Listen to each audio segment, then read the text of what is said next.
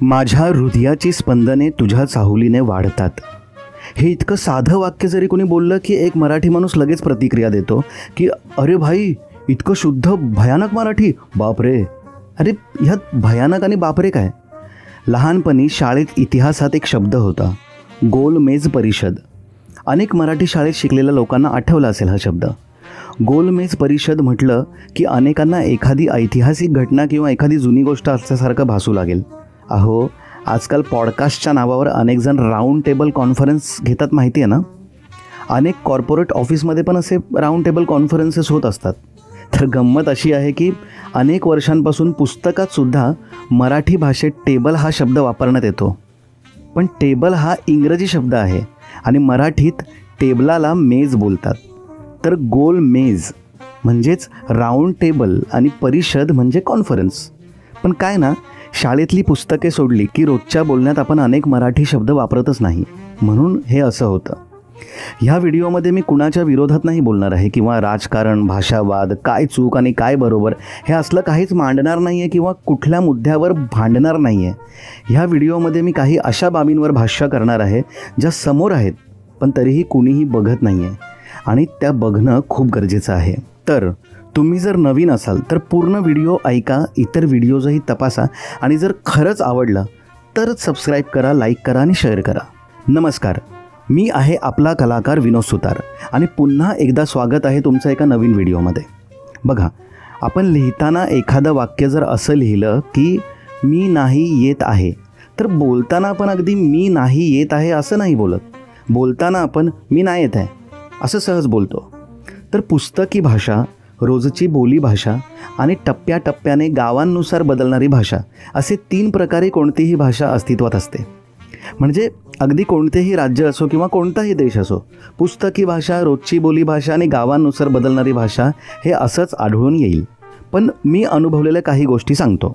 आमच्याकडे एक छोटं हॉटेल आहे. त्या हॉटेलचं नाव आहे हॉटेल मराठा. पण त्यात खायला मिळतं इंडियन चायनीज. म्हणजे चीन देशातलं जेवण भारतीय पद्धतीने बनवून विकणाऱ्या हॉटेलचं नाव हॉटेल मराठा आणि ते हॉटेल चालवणारा जो आहे ना, तो उत्तर प्रदेशवरून आलेला नागरिक आहे. आता गंमत अशी आहे की हॉटेलचं नाव जरी हॉटेल मराठा असलं तरी ते हॉटेल चालवणारा मराठी बोलू शकत नाही. अजून एक ऐका, रस्त्याला जाताना आपण लिंबू सरबत पितो ना, तेच विकणारे बाहेरून आलेले लोक शिकंजी नावाने विकतात. आणि आजकाल रस्त्यावर नवीन आपली जी पिढी आहे ती त्याला शिकंजी बोलू लागली आहे. लिंबू सरबत बोलायची सवय गेली. पाणीपुरी पण हळूहळू गोलगप्पे नावाने पसरू लागले. ह्याचा अर्थ कळतोय का? एक छोटे छोटे शब्द आपल्या भाषेत घुसून आपली मराठी भाषा संपत चालली आहे. अचानक एक दिवस आपण संपूर्णपणे एक वेगळी भाषा बोलू आणि आपली भाषा नष्ट झालेली असेल आणि आपल्याला कळणारसुद्धा नाही. ह्या सगळ्याचं सगळ्यात मोठं आणि महत्त्वाचं उदाहरण म्हणजे यूट्यूबवर येणारी मराठी गाणी. माझा राजा तू शोना दिसतोय, माझा शोना तू पिल्लू दिसतोय, तुझ्यावर प्यार करतोय, इश्कवाला प्यार करतोय. ही कोणती मराठी भाषा आहे? अशी अनेक गाणी तुम्ही स्वतः तपासून पहा. माझ्या दिलाची राणी, दिलाची धडकन, कानातला झुमका.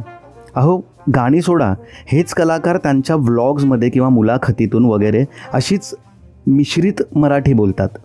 माझ्यासोबत एक हादसा झाला, मी मजाक करत होतो, मी आत्ताच पेटपूजा केली, मी हमेशा लक्षात ठेवीन. खूप भयंकर परिस्थिती आहे मित्रांनो. आपल्या दररोजच्या जगण्यात आपल्या मराठी भाषेची पूर्णतः वाट लागत चालली आहे आणि आपल्याला ते कळतच नाही आहे. बघा, होतं आहे काय की मी सुरुवातीला बोललो ना की जन्म देणारे आईवडील सोडून शेजारी पाजारी जास्त महत्त्वाचे झालेत. ते ह्यासाठी बोललो की आपण राहतो महाराष्ट्रात, पण सगळ्यांना आपल्या मुलांना इंग्रजी शाळेत घालायचं असतं. आणि ठीक आहे, चला, जागतिक पातळीवर इंग्रजी भाषा महत्त्वाची आहे, पण मग आपली स्वतःची मायबोली शिकायचीच नाही का? बोलायचीच नाही का आपली भाषा? मी इथे कुणाचं नाव नाही घेणार, पण माझ्या स्वतःच्या घराण्यात असले बिंडोक लोक आहेत आणि त्यांना हा मुद्दा मी काही वेळा समजावला, पण ते सुद्धा समजून घ्यायचं सोडून ईर्ष्या करू लागतात, माझ्यावर हसू लागतात, मलाच मूर्ख समजू लागतात. मुलं इंग्रजी शाळेत शिकतात, शिक्षकांशी आणि वर्गमित्रांशी हिंदीत बोलतात आणि स्वतःची भाषा सोडून बळजबरीने आपल्या मुलांशी इंग्रजी बोलण्याचा प्रयत्न आजकालचे पालक करतात. का? तर म्हणे आपलं बाळ इंग्रजी शाळेत जात आहे ना, तर आपण बोललं पाहिजे इंग्रजी त्यांच्याशी. अरे मी खरंच शिवी देऊ शकत नाही या व्हिडिओत, पण तुम्ही समजून घ्या. सगळ्यात जास्त वाईट मला ह्या गोष्टीचं वाटतंय की मी ह्या सगळ्या मुद्द्यावर उत्तमरित्या भाष्य करणारा एक सुंदर हमखास सुपरहिट होईल असा चित्रपट लिहून तयार केला आहे. आणि जी लोकं आपल्या महाराष्ट्रासाठी, मराठी भाषेसाठी आणि संस्कृतीसाठी आवाज उठवत असतात, लढा देत असतात, अशा लोकांना विनंती करून करून करून थकलो आहे, पण कुणी साधा एक शब्द ऐकायला तयार नाही. अनेक गोष्टी मी स्पष्ट बोलू शकत नाही, कारण दुसऱ्यांची बदनामी करून, दुसऱ्यांवर आरोप करून किंवा उगाच वायफळ बडबड करून काही अर्थ नसतो. माझे मित्र समाजसेवा करतात किंवा माय मराठीसाठी उपक्रम करतात, तेही तब्बल 2 वर्ष होऊन गेले. एक मीटिंग करूया म्हणून मला ताटकळत ठेवून आहेत. असो, मुद्दा हा आहे की जसा मी आपल्याच लोकांकडून डावलला जातोय, दुर्लक्षित केला जातोय, अगदी तसं आपल्या भाषेचं, आपल्या संस्कृतीचं होतं आहे. म्हणजे जशी मराठी गाणी सतत बनत आहेत, पण ती मराठी गाणी मराठी असूनही मराठी नाही आहेत. अगदी तसंच मराठीसाठी कार्यरत असणारे अनेक जण खरंच मराठीचा विचार करतात का? आपली मराठी भाषा, आपली संस्कृती आणि आपला महाराष्ट्र खरंच टिकेल का? माझा हा व्हिडिओ ऐकून लोक मग दुसरं काही बघून हा व्हिडिओ पुढच्या काही मिनिटांनी विसरून जातील का? काळजी वाटते, भीती वाटते की एक दिवस असा येईल की जसे डायनासोर ह्या जगात होते, तशी कधी काळी मराठी भाषा ह्या जगात होती म्हणून लोक बोलू लागतील आणि आपलं अस्तित्वच नाहीसं झालेलं असेल.